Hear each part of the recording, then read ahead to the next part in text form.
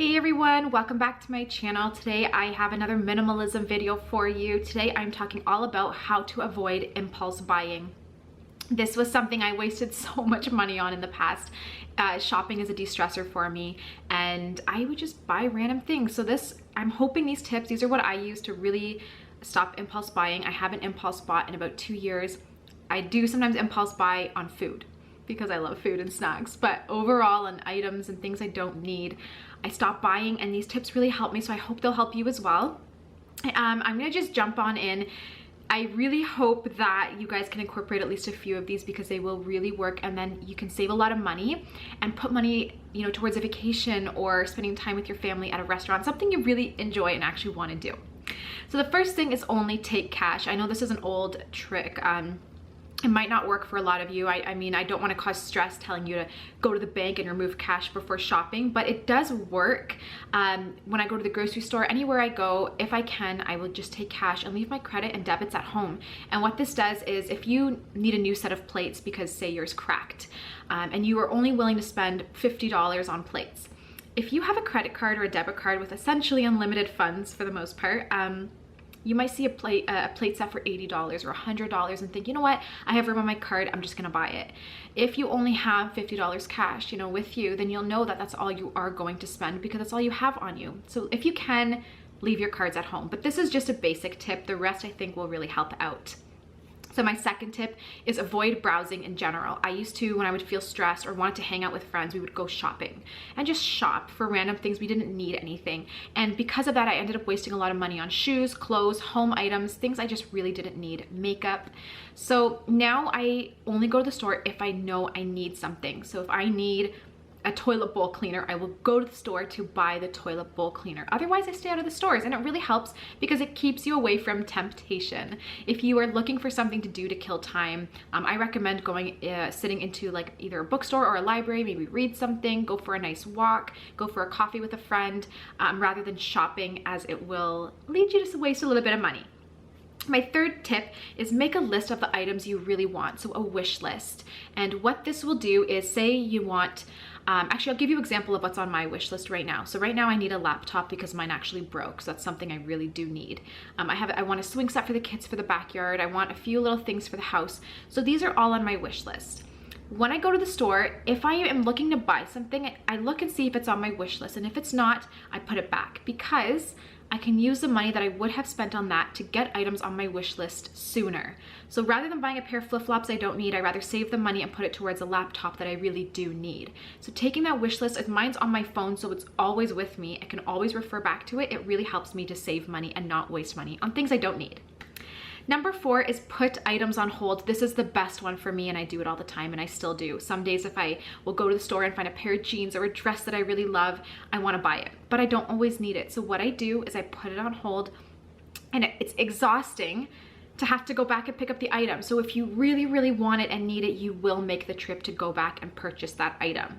But if you don't, then you just saved yourself an impulse buy. A lot of times you really like something, but you put it on hold and then you think, it gives you time to really think about it. Do I need it? Will I enjoy it? Will it bring me joy? And most of the time the answer is no. So it saves you having to go back and pick it up, and it saves you wasting your money. Tip number 5 is look at minimalist homes on the internet or in a magazine, and really learn to appreciate and enjoy the emptiness of the space. So my style is, in general, is not minimalist. Like I don't like that modern like style at all. I actually like glam. I like when things are blingy and stuff, but I like simple and open still, and very like I don't like clutter. So find a style that you like, but look at it in a minimalist view. And there's so many things on Pinterest, on the internet, so you can knock yourself out there. But learn to really appreciate the simpleness, the simplicity of things, and the emptiness, so that when you go and buy something, for example, I'm obsessed with lanterns, where you put a candle in it. I literally can have them all over the house. But then I think about it, if I put them all over the house, my space will become cluttered and have too many things for me to dust, to clean, to look at. And as soon as I want to buy something like that, I just bring up that image in my mind of that minimalist space that I really appreciate and enjoy, and that emptiness, and it always leads me to put it back on the shelf. I hope that makes sense. Tip number 6 is ask how often you will use the item and where will it go. So instantly, if I want to buy a lantern, for example, I will think about it. Where will I put this lantern? And I think of all the places in my house that it would go or could go. And then I think about what's already there. Is there already something there that I would either have to move or get rid of or rearrange? And if the answer is yes, then it most likely means I do not need to fill up that space.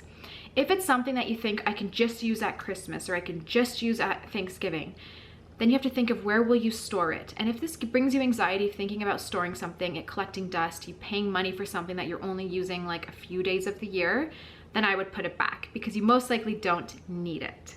Now, I'm not saying not to buy Christmas decorations or Thanksgiving decorations, but be very minimal when you are buying these things. For Christmas, we do a simple wreath.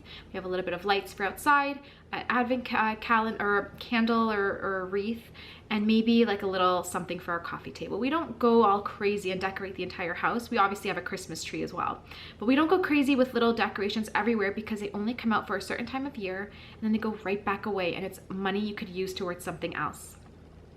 So number 7 is always wait for sales. I know it can be frustrating if you find something you love and have to have, but I can guarantee it will go on sale at some point. I have never not bought anything on sale. Everything that I love, I wait a few weeks and it will always come back on sale. Giving yourself that few weeks or few days sometimes is all it takes for something to go on sale. If you give yourself that few days, it gives you, again, time to rethink, do I really need this? Do I really need that quilt set or that blanket or those pillows or those jeans? If the answer is still yes and you've waited a few weeks and you still want them, then it's most likely not an impulse buy and something that you truly need or have to have in your life. So then it's fine, and then you just save yourself some money as well. Number 8, is keep receipts. This is my second tip that I use most often and I still use till today. I always keep receipts to return items. I will go to the store and I will buy dresses or I will buy things for my kids even that I think we have to have and that I really want. And then I get home and I try it on again and I'm looking at it and I'm like, you know what? This dress isn't as nice as I thought. Or I think about, well, where am I going to wear this dress or this outfit? And if it's like a once a year type of thing or just randomly, I really think, you know what? I'd rather get the money back for it. And most of the time I prefer to have the money back and I end up returning it.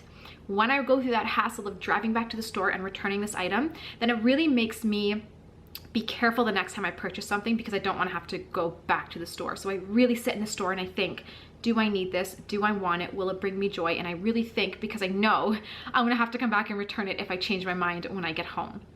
The very last one is really random. It might not work or might be weird to some of you guys, but it works so well for me and I still do it to today because I do get stressed still and I still want to shop. So it's going on Amazon and filling up your cart with random things. As soon as the kids go to bed and I have a bit of time to shop, I go on Amazon and I add random things to my cart, like things that I think I need, like board games, random hair lotions, I don't know, like literally random things that I think I need to try. And I add everything to my cart, but I don't buy them and I don't check out. I'll let them sit in my cart. I go in knowing that I will let them sit in the cart for a few days so I can think about it. And I almost never go back and actually fulfill that purchase, because all it does is it gives you the sense of shopping, of window shopping, of browsing, of, you know, adding things to your cart like you're gonna buy them, but you just save the money because you don't actually buy them. And I know it sounds weird, but it actually is really fulfilling and it really gets rid of that, you know, urge to go and like impulse buy. It's so weird, I know. Please tell me, leave it in the comments below if you can relate, if this makes sense, if you do this, but I think it works really, really well. I do not have Amazon Prime though. I won't spend the money because I know that it's just gonna be super tempting to be able to get things overnight. And then you buy something and you make an impulse buy, it's here the next day, it's too late, it's a hassle to return it, to pay for shipping. So I just don't do Prime. A couple of my siblings have it, and if I do need something urgently, I will use theirs, but I don't do Prime. So if you do have Prime though, I know there is like a 1-button checkout to save time. Do not activate that, because if that is activated, you might add things to your cart and check out, and then it's like, oops, I didn't want all this. So this only works if you either don't have Prime or at least don't have the 1-step checkout. And yeah, add things to your cart, knock yourself out with literally add anything random that you think you want, but don't actually buy it. Give yourself a few days to process everything and see what you actually need, what you want, and hopefully you'll save some money. So these are my tips. These are what really, really worked for me. I literally don't impulse buy anymore, except on food, like I mentioned in the beginning. So I really hope you guys enjoy. I hope you enjoy watching this video. Stay tuned. I have so many more minimalism videos, but if you would like to see some of my recent videos on minimalism, then click this link here to head to the next video, and we will chat soon. Bye.